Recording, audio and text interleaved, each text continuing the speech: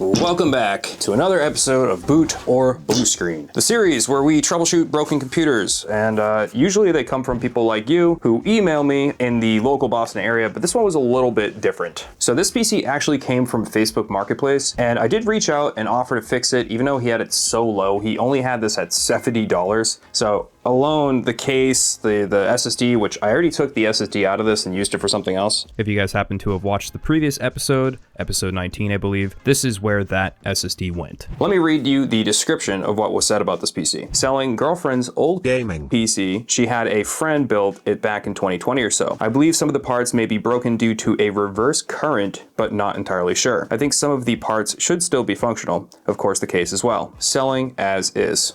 So the fact that I already got the SSD up and running and put it into another computer has a lot of value in itself due to the fact that the market's pricing is going up on that.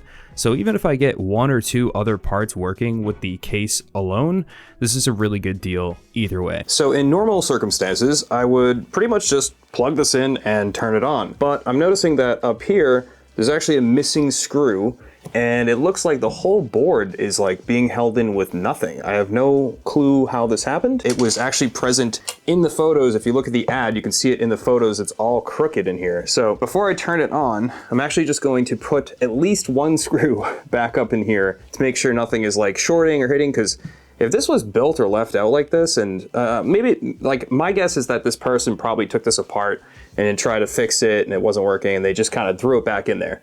But it shouldn't be doing that, and I don't know, this just doesn't make any sense. So I'm gonna throw a screw in there real quick. It'll be pretty nuts if just putting this screw in saves this whole computer, and that's what it was this whole time. I'd say it mostly looks a good amount straighter now. Picked up this guy recently. I'm just gonna start using this in the videos to see if like a dead PC has any power coming from the wall, and that's pretty much its whole purpose.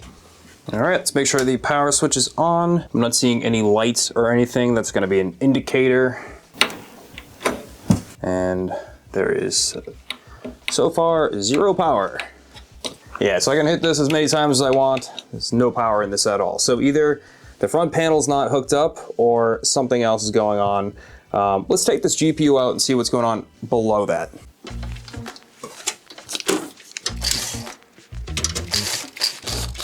It'd be nice if we could get at least this GPU out of this whole system. If something really bad happened, maybe everything's fried. It's rare.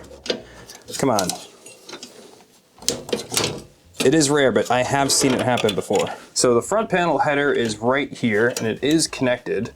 I know NZXT has always used the single block design, and it's properly in there. So I'm gonna leave that, and we're just gonna try it without the GPU. Flick the power back on, and again, without the GPU, no power.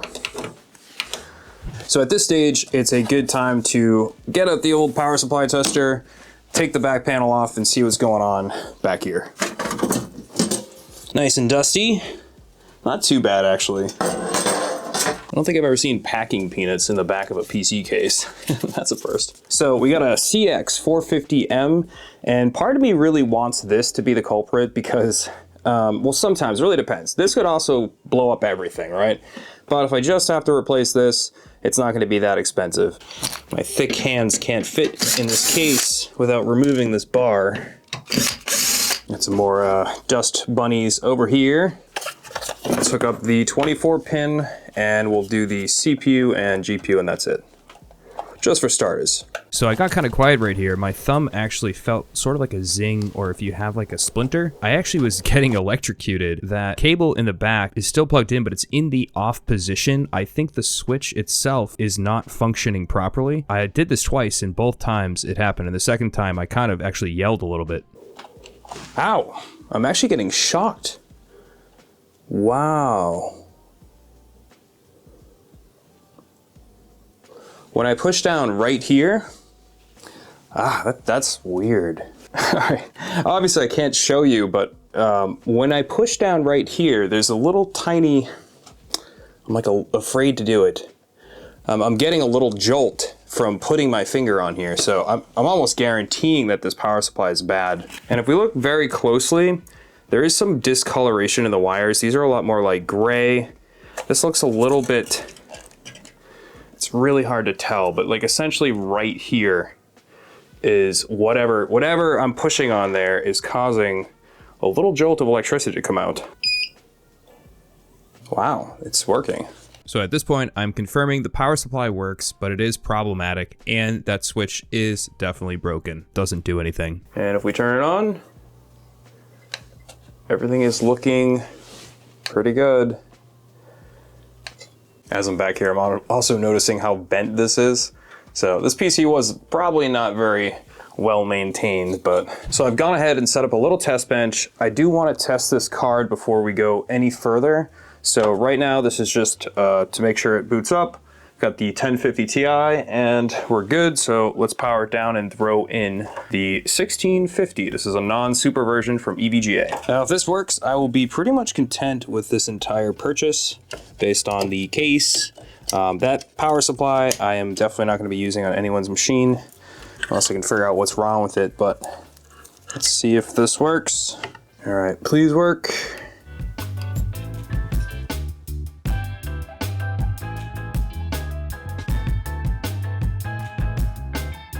Got an image out. That's awesome. All right, looking good. So I'm really starting to suspect it's this board. I already started pulling this module out so it wasn't hanging out by accident. We got a GSUS, DDR4, and this is CL16 3000. I'm gonna pull out the other one now as well, and what we're gonna do is we're gonna test these in that little test bench over there to make sure that these both work. And we're gonna do them on opposing sides. I did not put this cooler down all the way for this exact reason. This is an older X99 board, so you gotta do the RAM on both sides. So I'm gonna do one stick on this side and one stick on the other side. I got a feeling it's probably fine. I'm already seeing 70, 80 power here. There you go, 16 gigs of RAM in the BIOS. So at this point, there's really only two things left to check. You have the motherboard and the CPU. And I got a feeling the CPU is probably fine. I know that SSD works. I've already tested that before.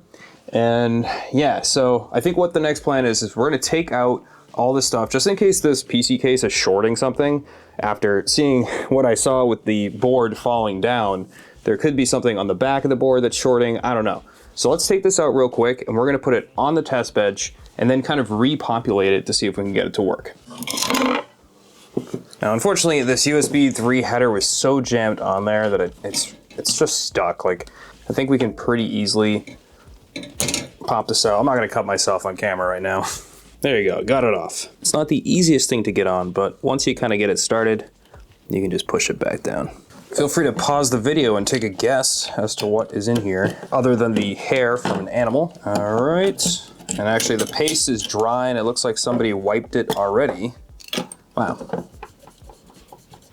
Yeah, it's super dry. Kind of unfortunate. We got a i3 9100F. So pretty bottom of the barrel as to CPU for this generation of motherboard. Let's see if there's any damage to the socket. And it looks like the socket is just fine, so I don't know what's going on with the board. The damage I'm seeing here looks like this was dropped or something at some point. That's not a great sign.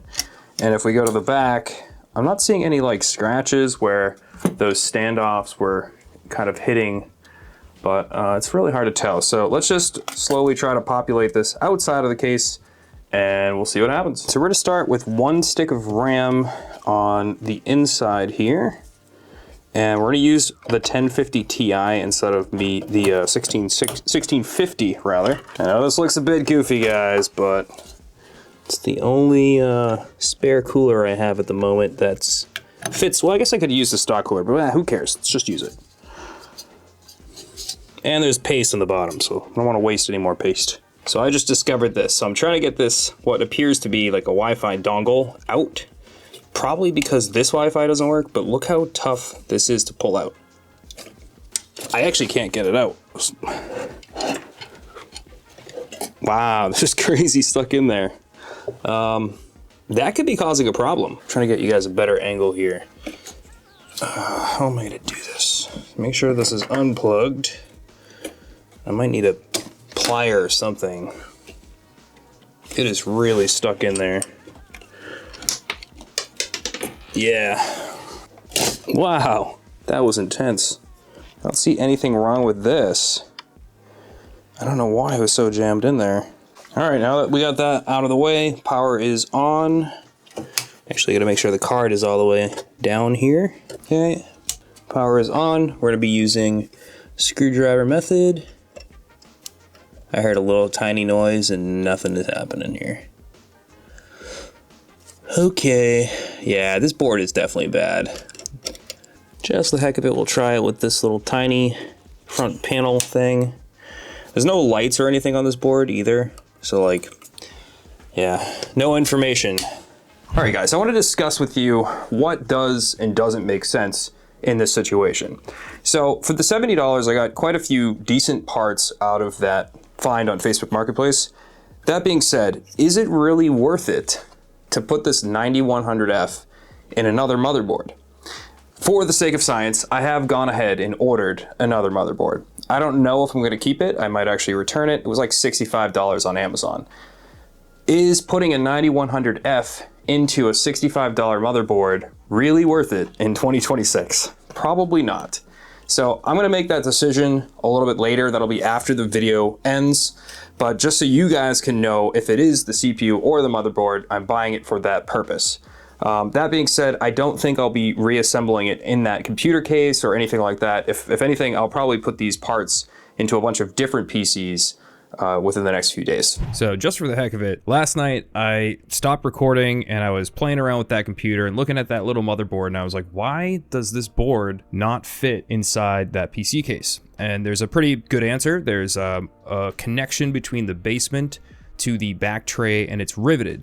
So what I did is I took the rivet and I drilled it out, and then I just kind of jerry-rigged that board in there, and it seems to fit perfectly fine as long as you kind of cut or bend the bottom pieces that hold that case together. Now there's going to be a tiny bit of overhang, but I did put some stuff behind the standoffs. I didn't record this. I was up late doing it. I didn't even think I was going to do it. Maybe it wasn't going to work. So here it is right here. I'll show you in a second, but I want to go over this really quick first because probably just a minute ago, this is a day later. Yes, I'm wearing the same sweatshirt, but it's a day later. I decided to cancel ordering this board altogether. And the reason is the seller had marked it for delivery this Monday, which would be today. If you're watching this, by the time you're watching, it would be a day ago. They marked it to be delivered today, and it's now changed till next Monday. And I didn't miss seeing it or anything like that. They actually just were out of stock. And so I got a message. And honestly, it's the cheapest board that I could find, and I wasn't sure if I was going to return it or what I was going to do. So I decided to just say screw it, which is something I don't usually do on the channel. So if you guys are kind of disappointed, I'm sorry. I don't have time to wait for this, and having a lot of this stuff kick around kind of takes up space. It's kind of nice that this is so small because I can just bring it over here and show you guys. But all in all, I'm in this for not a lot of money. We got $70 for everything. The motherboard was $30. The CPU was $12. I forget which model Xeon this is, but I'll throw it up on the screen. Most likely, I'll end up selling this i3 on eBay for, I don't know, maybe $30 or something like that. So I think we're somewhere around the $120 range for this whole system, which isn't bad. 1650 Super is still like a little decent budget gaming PC machine. Yeah, I don't know. Sorry, this is a less traditional video, but I kind of didn't know really what to do. And I was also building at the same time another client's mini form factor PC. I'm going to be actually building quite a few of these. I think it was 11 that he was ordering. They're all going to be in this same case that you're seeing on the screen right now. Just a very simple build, RTX 5050 with a 14600K. It was a pretty cool little build, and I think I'm going to be building those very soon and doing a whole bunch of them, a whole fleet of them. So I'm not sure if I should make a video. Maybe you guys, if you're interested, let me know. Also, guys, I was thinking about launching this shirt. Let me know if you think it's cool. Now, obviously, this is supposed to be ironic or silly. That's going to do it for this week's video, everyone. Let me know if you enjoyed it. Let me know your thoughts down below, as always. And yeah, see you guys in the next one. Bye.